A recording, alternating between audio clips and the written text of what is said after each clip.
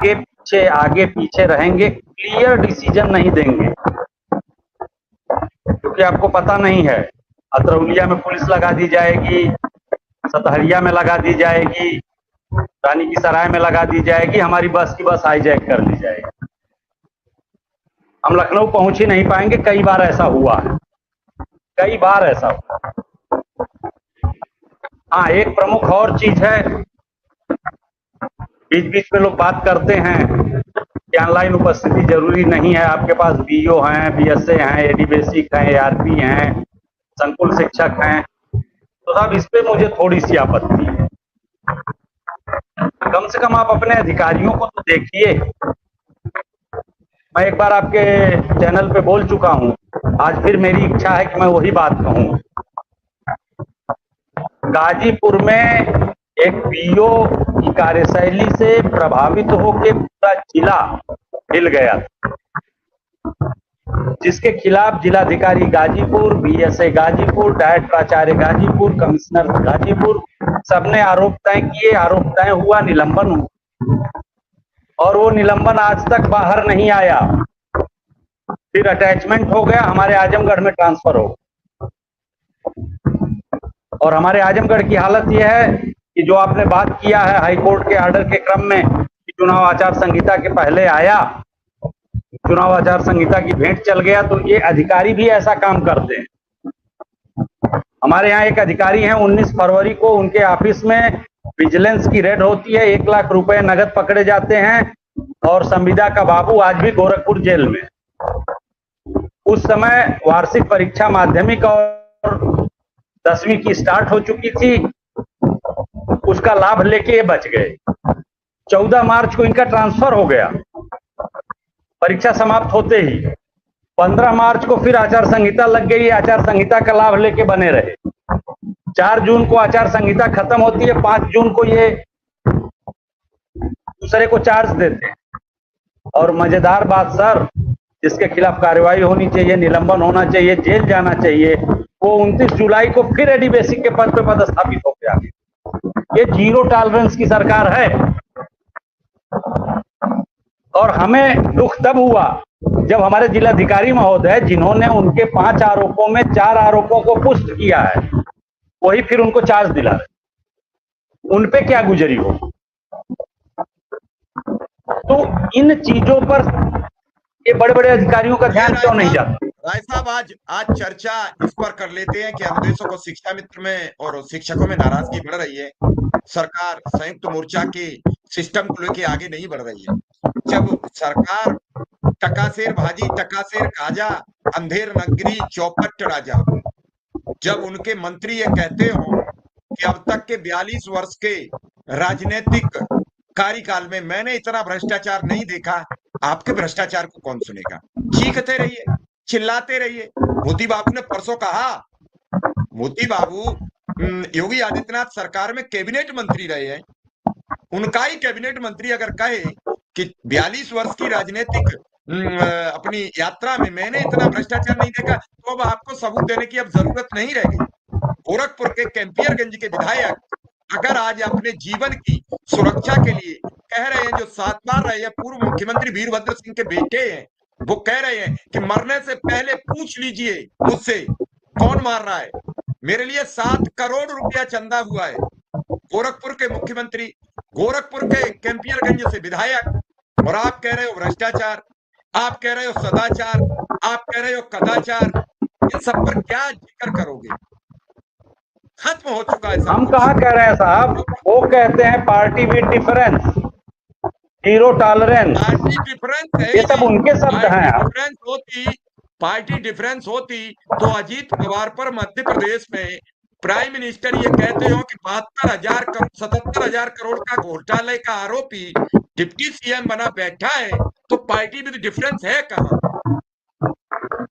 फिर भी आपको बताना पड़ेगा। नमस्कार साथियों, स्वागत है आप सभी का आज के इस नए वीडियो में। वीडियो आप सभी शिक्षा मित्र साथियों के लिए काफ़ी ज़्यादा महत्वपूर्ण एवं काफ़ी ज़्यादा हेल्पफुल होने वाली है। इस वीडियो के माध्यम से आप सभी के बीच में हाल ही के अंदर की कुछ प्रॉपर खबरें साझा करेंगे। सभी साथियों से एक ही रिक्वेस्ट है, वीडियो को आप पूरा देखें। चैनल को अभी तक आपने सब्सक्राइब नहीं किया है, सब्सक्राइब भी कर लें। अब चलते हैं अपडेट पर। ये तो आप न पूछेंगे, साहब कोई आए तो मीडिया के समक्ष। हम शिक्षक और अनुदेशक के मामले में जब प्रवक्ताओं से बात करते हैं तो वो कहते हैं हमको कुछ बताने को नहीं है, हम क्या आए, और हम कह देंगे तो परसों घेर लोगे। हमारे पास एक बीजेपी के प्रवक्ता आते थे, 4-5 बार हमने लाए, 4-5 बार आधे से बेचारे को जाना पड़ा। अब मैं ये चापलूसी कर नहीं सकता, बीजेपी को प्रवक्ता को बोल ले दूं मैं सवाल ना करूं। कुछ पत्रकार हैं वो बुला लेते हैं, शिक्षकों को भी बुला लेते हैं, सबको बुला लेते हैं, एक विपक्ष के प्रवक्ता को रेले रहते हैं, शिक्षक और बीजेपी को सुरक्षित कर देते हैं। ये मैं नहीं कर पाऊंगा, ये मेरी डिबेट में नहीं हो सकता। मैं तो सवाल करूंगा, मेरे यहाँ आओ ना आओ मत आओ कोई मतलब नहीं, मेरा काम है सवाल करना। सवाल सफल भी हैं आप। सवाल से बचते हुए अगर आप घूमेंगे तो निश्चित रूप से आप खुद कायर हैं, कायर हैं। जवाब दीजिए, कुछ भी दीजिए, हम नहीं करेंगे। बहुत लोग कहते हैं हम नहीं करते काम, ये कायरता है। आज बीजेपी समझ नहीं पा रही हम क्या करें, अपनी लड़ाई सुलझाएं, शिक्षकों का काम करें, शिक्षा मित्रों का करें, या 10 विधानसभा का उपचुनाव आ रहा है उसे जीतें। अब हमारे 10 विधानसभा चुनाव का आइडिया तो मेरे पास अच्छा रहता है। अभी 2-4 दिन दीजिएगा, अगली किसी डिबेट में हम 10 में कितना कितना होगा आपको बता देंगे। लेकिन सही बैठ रहे हैं अभी, हम आपको भी एक ज्योतिषी का दर्जा दे देंगे, हम आपसे जरूर जानकारी लेते रहेंगे क्योंकि आपके सटीक बैठते हैं। मैं सीधा ज्योति जी के पास पहुंचूंगा। ज्योति जी, क्या हालात हैं? कोई ऑर्डर जारी नहीं हुआ, महिलाओं का दबाव होता है, महिलाएं क्यों खामोश है? शिक्षा विभाग में महिलाएं जाता, शिक्षा मित्रों में महिलाएं जाता, अनुदेशकों में महिलाएं जाता, और मांग नहीं मनवा पा रही हैं। महिला तो खड़ी हो जाए तो लक्ष्मी होती है, घर में बैठे तो लक्ष्मी होती है, बाहर निकल जाए तो महारानी लक्ष्मीबाई होती है। दोनों लक्ष्मी अलग अलग हैं, लेकिन ना आप घर में कुछ कर पा रही हो ना बाहर कुछ कर पा रही हो। ये शिक्षा मित्र अनुदेशक भूख से परेशान है, कैसे चलेगा? नमस्कार सर, मंचासीन सभी को नमस्कार। सर एक्चुअली बात ये है कि मैं अभी आपको उदाहरण के तौर पे ही बताती हूँ। आप महिलाओं पे क्वेश्चन मार्क लगा रहे हैं। महिलाएं तो ऐसी दब्बू हैं कि उनको इतना डर लगता है। सवाल किया आपने, हाँ नहीं मैं आपको बता रही हूँ। मैं एक अकेली महिला हूँ जो अमरोहा में सब पे भारी हूँ, ठीक है?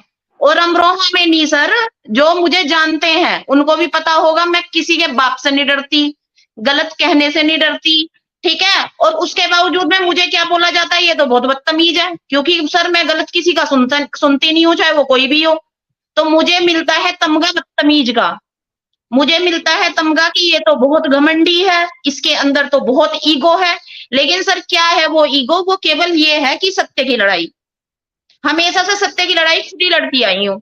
और मैं कहती हूँ कि हर संगठन में ऐसी है, चाहे वो विशिष्ट बीटीसी है उसमें भी कुछ महिलाएं ऐसी है, चाहे वो पीएसपीएस से है, चाहे वो, अब मैं उनका तो नाम लूंगी नहीं, जो सोकूल मान्यता प्राप्त है, क्योंकि वहां तो सोकूल बहुत बड़े बड़े पदाधिकारी रहते हैं। लेकिन सर देखिए, महिलाओं का हालात ये है, महिलाओं को धक्का मार मार के तो धरनों में लेके जाया जाता है।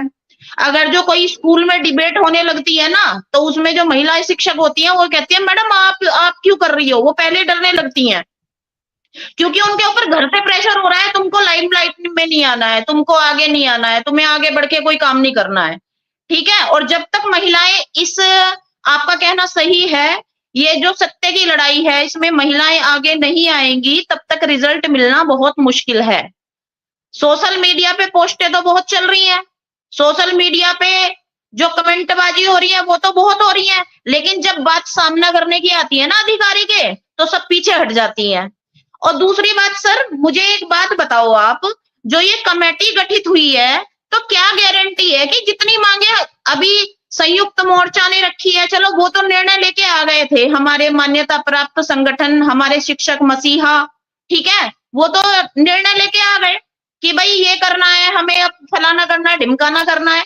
लेकिन जो हमारा संयुक्त मोर्चा है और वो वार्ता करने गया, और वहां पे कोई भी बात नहीं मानी गई, तो क्या गारंटी है कि 2 महीने बाद कमेटी गठित करके वो हमारी बातें मान लेंगे?